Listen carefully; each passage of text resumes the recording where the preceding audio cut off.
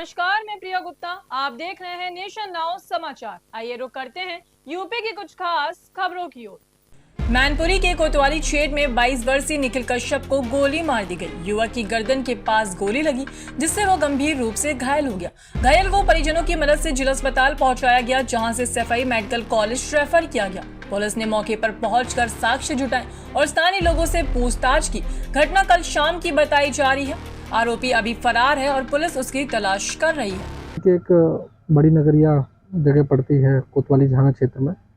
वहाँ पर आज सुबह एक युवक को डराने के लिए फायरिंग की गई। जो फायरिंग उसके गले से टच होकर गोली गई है। उसकी हालत गंभीर थी, जिसको तत्काल हॉस्पिटल ले जाया गया। वहाँ पर डॉक्टर ने उसको अभी हालत ठीक बताते हुए आगे की कार्रवाई के लिए रेफ़र कर दिया है सफाई मेडिकल हॉस्पिटल में।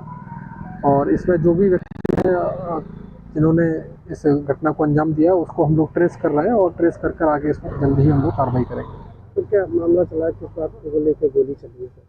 देखिए, ये अभी क्लियर नहीं हो पा रहा है, बट ये बताया जा रहा है कि कल दोनों पक्षों के बीच में थोड़ी सी कहासुनी हुई थी किसी बात को लेकर। उसी चीज़ का हम लोग अभी जांच कर रहे हैं और जैसे ही तथ्य सामने निकल कर आएंगे वो हम लोग आप लोगों को बताएंगे। हमीरपुर के बस स्टैंड पर सोमवार को रोडवेज बस और कार सवार युवकों के बीच हंगामा देखने को मिला। हल्की टक्कर के बाद नाराज युवकों ने बस स्टैंड में हंगामा काटा और ट्रैफिक पुलिस से बदसलूकी की। बस के ड्राइवर को कार में खींचने की कोशिश की गई तो रोडवेज स्टाफ से भी भिड़ंत हो गई।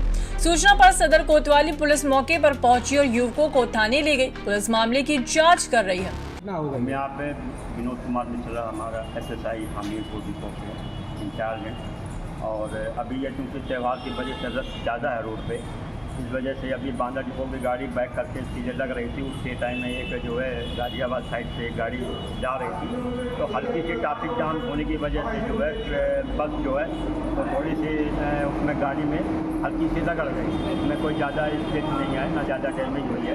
तो उसी में कुछ बाहर के आदमी थे, उसमें गाड़ी में बैठे हुए थे, स्टाफ को मारने लगे और ड्राइवर को हाथ पकड़ करके कहते हैं हमें चलो हम साथ में चले और बांधा उसको वहाँ पर ले जाने लगे थाने पे। तो लेकिन हम लोगों ने उसको जाकर के रोका कि तुम्हारा हाथ पकड़ने का राइट नहीं है, ना तुम्हारा हाथ में चलाने का राइट है। तुम्हें जो करना है उसका गाड़ी का नंबर लो, आप जाकर के उसकी FIR कराइए। लेकिन इतने में तब तक 2-3 लोग गाड़ी से और उतर के आए, उन्होंने हाथापाई करने के लिए हाथ पैर उठाया। तब तक हमारा और स्टाफ इकट्ठा हो गया। तो लेकिन हालांकि वो हाथ पैर नहीं चला पाए, लेकिन बात विवाद ज़्यादा था, जिसमें हमारे ट्रैफिक पुलिस भी हमारी आ गई। तो ट्रैफिक पुलिस ने भी उनको काफ़ी से डांटा कि आप लोग रॉन्ग साइड से आ रहे थे, रॉन्ग साइड से आने की वजह से आपकी गाड़ी उसमें जो टकरा गई है। लेकिन उसमें कोई इतना डैमेज नहीं हुआ, ना कोई नुकसान हुआ है। अगर कोई साधारण बात करनी हो तो आप किनारे गाड़ी अंदर खड़ी कर लीजिए, आप बात कर लीजिए। लेकिन वो नहीं माने, उन्होंने गाड़ी मेन रोड पे खड़ी करके जाम और लगाना शुरू कर दिया। इतने में हम भी पहुँचे तो हमने भी उसमें देखा, समझाया कि आप नंबर ले लो, उसकी ज़्यादा हो तो FIR करा लो।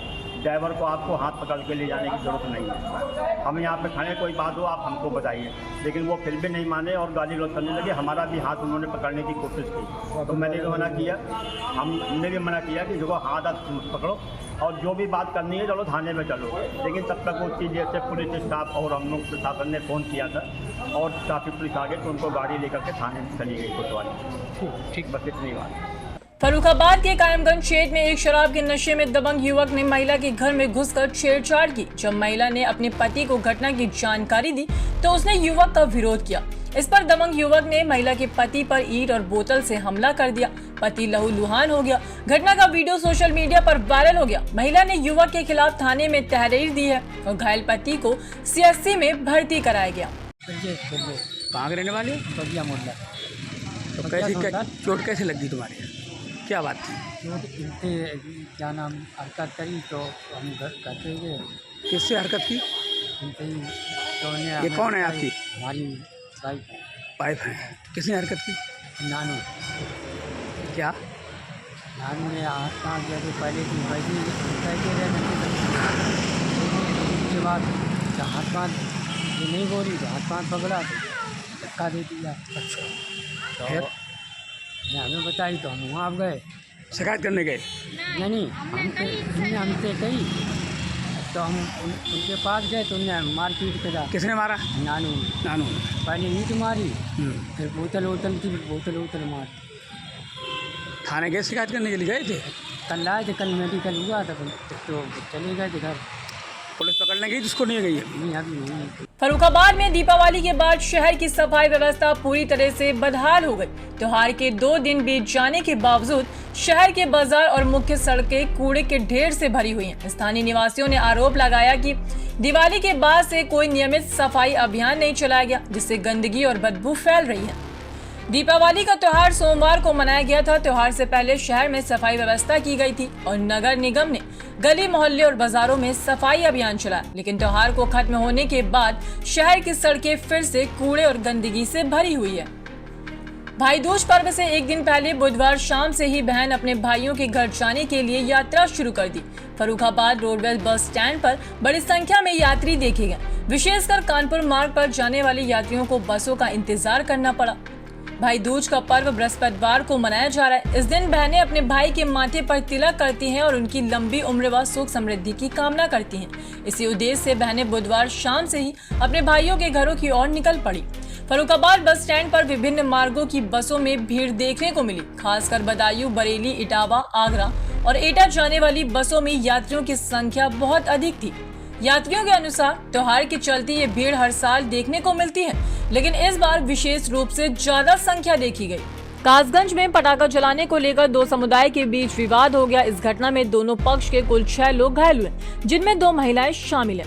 विवाद पटाखा जलाने को लेकर शुरू हुआ, लेकिन कुछ ही समय में मारपीट और तोड़फोड़ शुरू हो गई। घटना के बाद इलाके में तनाव बढ़ गया, जिसके चलते पुलिस ने तुरंत बल तैनात किया और आग पर काबू पाया। कासगंज शहर के प्राचीन मां चामुंडा मंदिर में खास आयोजन के तहत गोबर से भगवान गोवर्धन महाराज की 30 फुट लंबी प्रतिमा स्थापित की गई। यह अनोखी प्रतिमा गोबर से बनाई गई। इसे रंग, गुलाल और अन्य सजावटी सामान से सजाया गया। मंदिर परिसर में स्थापना के दौरान भक्तों का उत्साह देखते ही बना रहा। शहर और ग्रामीण क्षेत्र से सैकड़ों श्रद्धालु प्रतिमा के दर्शन, पूजन और परिक्रमा के लिए मंदिर पहुंचे। भक्तों ने गोवर्धन महाराज की प्रतिमा के चारों ओर दीप जलाकर, फूल चढ़ाकर विशेष पूजा अर्चना की। कानपुर शहर में दिवाली के दौरान वायु प्रदूषण का स्तर चरम पर पहुंच गया। सोमवार रात लगभग 3 बजे एयर क्वालिटी इंडेक्स 525 दर्ज किया गया, जो सामान्य स्तर की तुलना में 10 गुना अधिक है। पटाखे के धुएं के कारण शहर के अधिकांश हिस्से में सांस लेना कठिन हो गया। इस स्तर का प्रदूषण हृदय, अस्थमा, दमा जैसी बीमारियों से पीड़ित लोगों के लिए गंभीर खतरा बन गया है। चिकित्सकों ने चेतावनी दी कि इस समय बाहर निकलने से बचें। यदि बाहर जाना आवश्यक है तो मास्क पहनें। कानपुर में दीपोत्सव महापर्व की भव्यता के बाद गंगा घाटों पर गंदगी ने श्रद्धा और स्वच्छता के बीच गहरी खाई खड़ी कर दी। घाटों के किनारे हजारों की संख्या में खंडित और पुरानी मूर्तियां, फूल माला और अन्य सामग्री फेंकी गई, जो अब कुत्ते और बंदरों द्वारा इधर उधर फेंका जा रहा है।